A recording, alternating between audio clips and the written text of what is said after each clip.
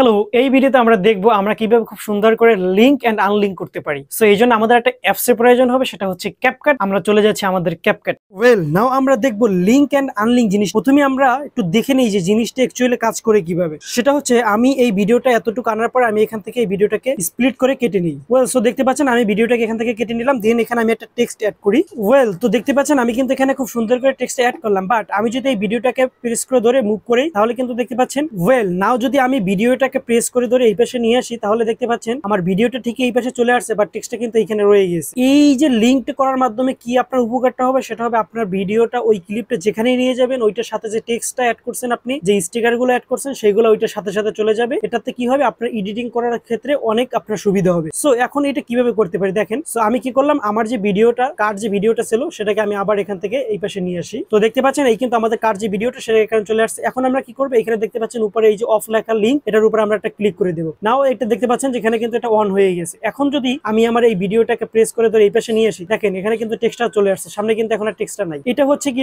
Link and আনলিংকের facility. আপনার যে কোনো সময় এখানে কিন্তু আবার অন অফ করে নিতে পারবেন। তাহলে কি হবে, আপনার ভিডিও এডিট করার ক্ষেত্রে আপনার অনেক সুবিধা হবে। ওকে, তো আপনার যদি ভিডিওটি ভালো লেগে থাকে অবশ্যই লাইক কমেন্ট শেয়ার করবেন, এন্ড এরকমের নিত্য নতুন ভিডিও পাওয়ার জন্য সাবস্ক্রাইব বাটনে ক্লিক করে দিন।